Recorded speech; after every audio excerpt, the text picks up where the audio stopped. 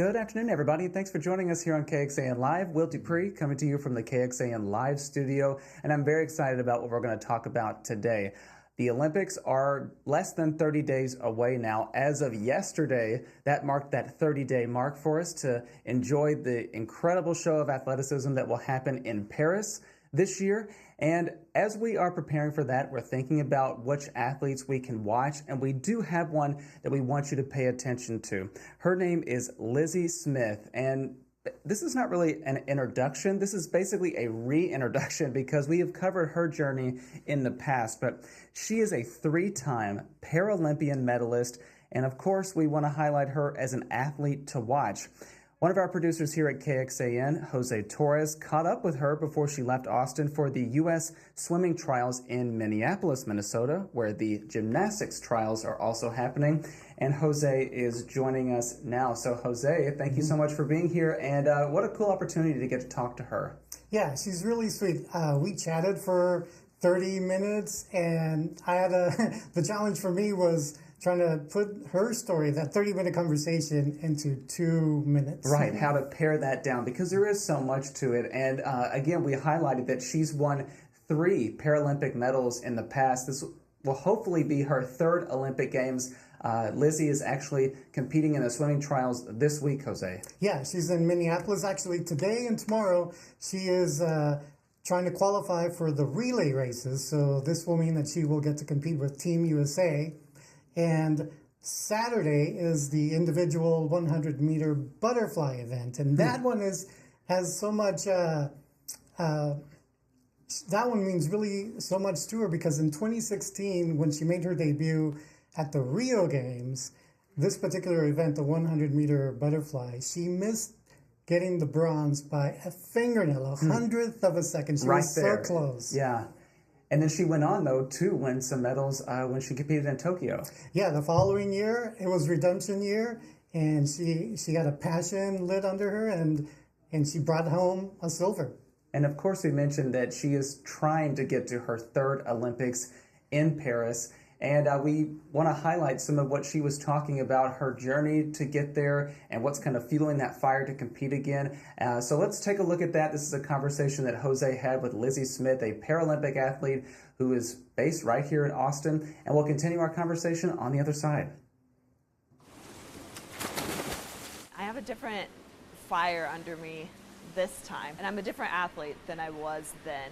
Before, I was out to prove a lot, because I got 4th in Rio, so I was out to prove that I could podium and out to prove like everyone wrong, whoever doubted me.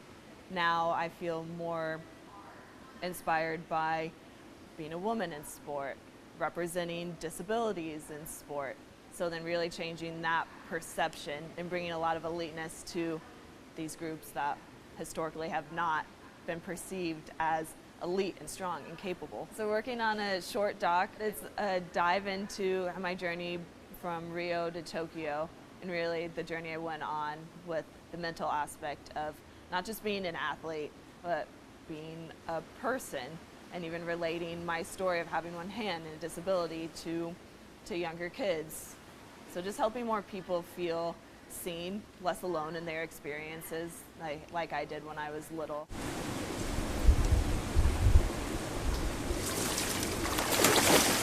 Younger swimmers, they can find something in my story that they see themselves in, and that creates a path for them to follow. I know I struggled with that as a younger athlete, not seeing anyone with one hand, so I didn't know how far can I take this. I didn't know the steps to even take. So I hope they see steps that they can take, and then they will go far beyond where I've gone. So I had no idea what the Paralympics was when I started swimming. I was 5 years into being a swimmer when I found out that there's an opportunity to be the best in the world with one hand. But then I saw on Disney Channel, check this kid out. And I saw her swimming, she was missing both her legs below the knees. And the way she was swimming, it just looked incredible. Not this inspiration story, but this athletic feat story. And I knew that's what I wanted to be a part of. After this, is this be your last games, or what do you think? I don't want it to be. With LA being the next games, just competing in front of a home crowd would be incredible. And I'm excited for all the opportunities that will come up for para athletes. I think with light on the U.S., a lot's going to change for disability sport, and that's something I want to be a part of.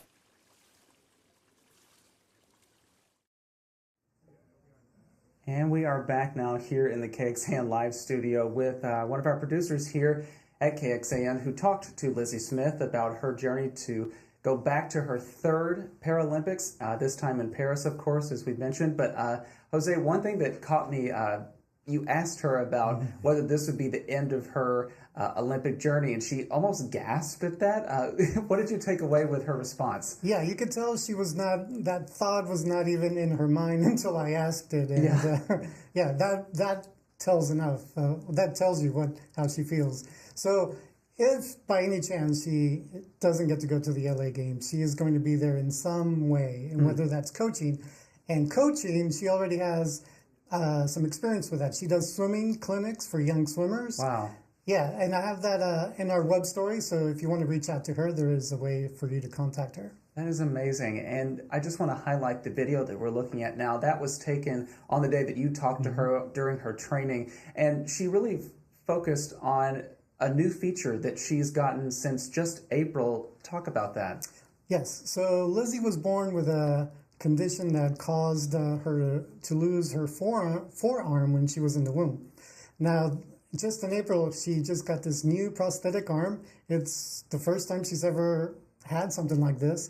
So she's having a lot of fun with it. She says she feels like a kid again. She has that sensation of just feeling again. And so the most fun she's having is like getting, several cups or a couple of cups on her hands. So she's having a lot of fun with it. And I think you said in her story that is on KXAN.com that also just holding doors for people. That's a big thing with this new prosthesis. Yeah, it's things that you and I and everyone else does that we don't pay attention to. Yeah.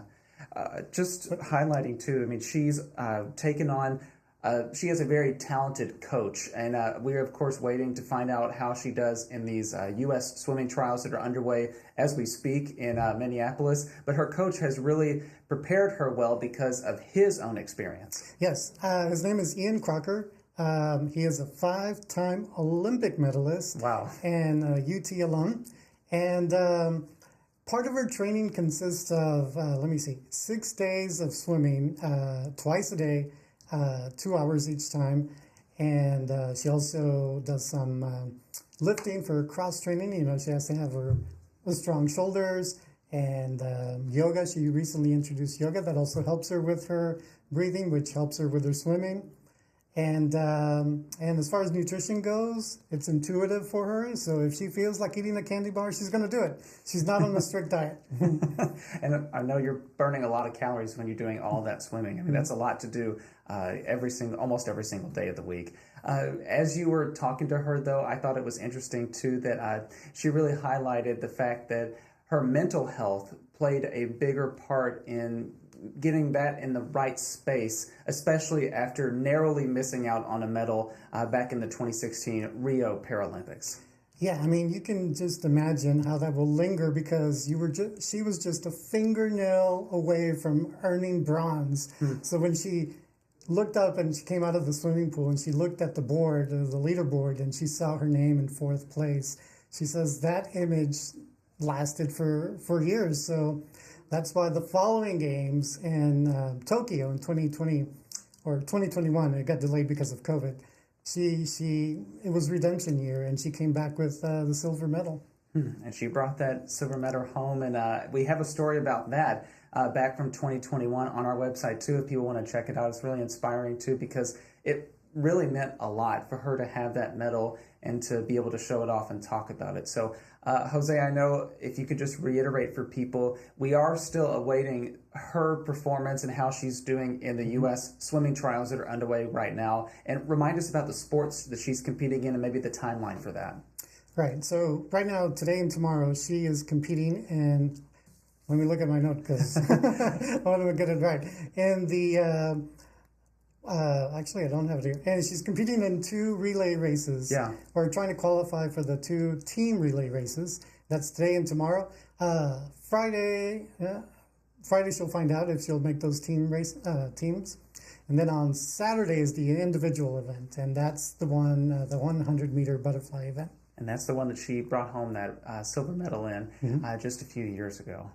Well, I am so grateful that you brought us this story because I got to copy edit your web story too, and it was just so beautifully written, and her story is so inspiring too, especially kind of overcoming those obstacles as a kid and now being such an amazing athlete in the pool. It was just so fun to read, and everybody can check that out over on our website at kxan.com. I would ask you to go check that out because it's if you're looking for something to lift your spirits just a little bit, we need that sometimes. This story is definitely the one to do that. So KXAN producer Jose Torres, thank you again for joining us and for highlighting this story. You know, I forgot to mention part of our mental health training is something simple that anybody can do, and that's just building a community around you. So she built a community of love, because you can imagine she's training 6 days a week, twice a day, 2 hours every time.